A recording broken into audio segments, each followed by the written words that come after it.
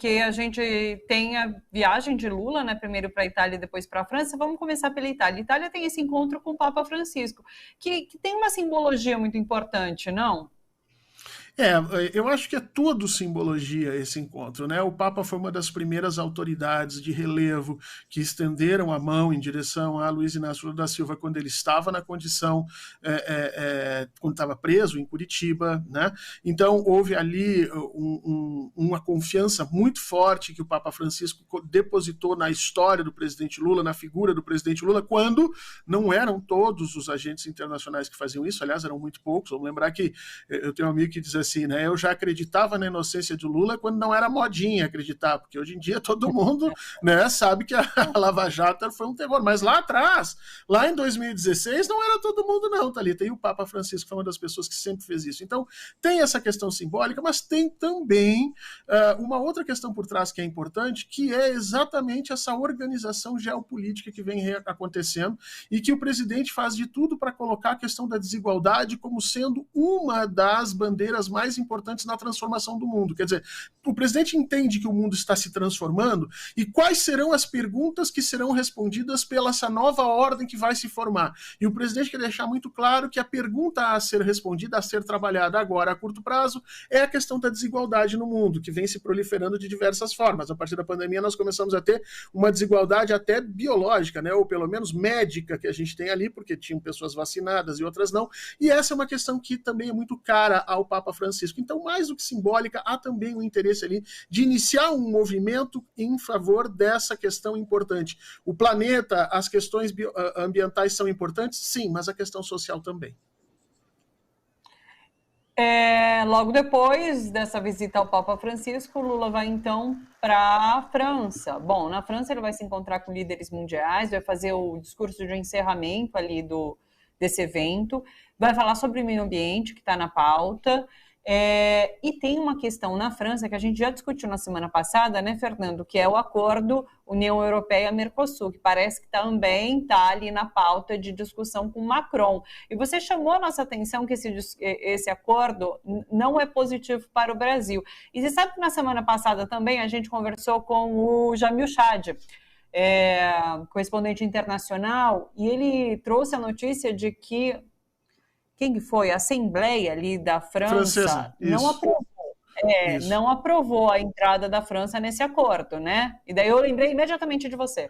Isso, vamos lá, duas coisas. Primeiro, tu não sente uma pontinha assim, Thalita, de inveja, porque o presidente Lula foi a grande estrela, né, vamos dizer assim, política em junção com o U2, que era a banda da nossa época. Não sei, nossa época que eu falo, imagino que você é bem mais nova que eu, mas a gente foi embalado pelo U2, né? Aí muda o pessoal, muda a sociedade, muda a banda, muda as músicas, e tá lá o presidente Lula com o Coldplay agora, quer dizer, uma banda que a gente conheceu tão recente. Quer dizer, o homem não tem geração, essa é a verdade, entendeu? Eu tô com medo das próximas bandas chamarem de novo o presidente Lula, enfim, dá uma invejinha na gente.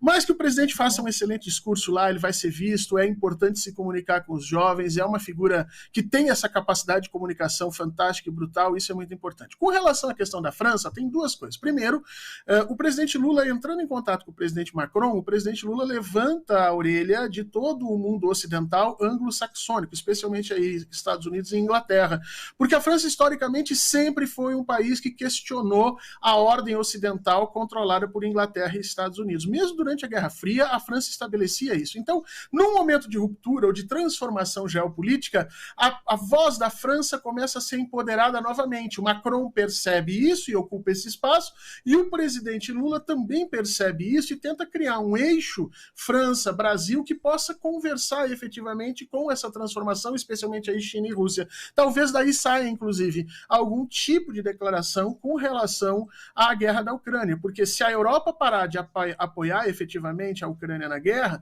nós teremos a solução desse conflito, mais para lá ou mais para cá, vamos ter que negociar como é que isso vai funcionar, quais são as fronteiras, mas pelo menos o conflito vai parar. Então isso certamente está colocado ali. Com relação ao acordo, eu falei para você, Thalita, a questão questão ali a gente tem que entender o seguinte, se existe um acordo entre várias nações que está há 20 anos para ser fechado e ele não é fechado, é porque não é um acordo bom para ser fechado, entendeu? É porque os interesses que estão ali colocados não necessariamente são conciliáveis, vamos dizer assim. E essa é uma situação. Então, a França leva muito a sério a questão da sua produção de alimentos e faz questão de ajudar os seus produtores de alimentos na França com uma série de subsídios que são entendidos pelo restante do mundo como até ilegais, porque você está alterando a balança econômica. E o Brasil exige que isso seja retirado da prática francesa. Por outro lado, a União Europeia quer que o Brasil abra mão das suas compras públicas, do controle sobre o seu terceiro setor, sobre, por exemplo, comunicação, que o Brasil faz de forma muito centrada na questão nacional. Então, são assuntos que não conseguem encontrar um termo médio para que se possa fazer um acordo que seja bom aos dois lados. No caso, o que Bolsonaro fez foi vender o Brasil e entregar tudo que o Brasil não queria ter entregue nos últimos 20 anos, ele fez. E que bom que a França está nos ajudando nesse momento e dizendo que não vai aceitar esse acordo tão fácil. Eu acho que o presidente, inclusive, está indo para lá para dizer no ouvido do Macron assim, Thalita, olha, Macron, fica tranquilo, a gente sabe que não está brigando, muito obrigado por nos tirar dessa enrascada, vamos seguir nessa amizade que nós temos, e nada de acordo Mercosul, União Europeia, nesse tipo de profundidade. Vamos voltar uns passinhos atrás, porque para nós é bom.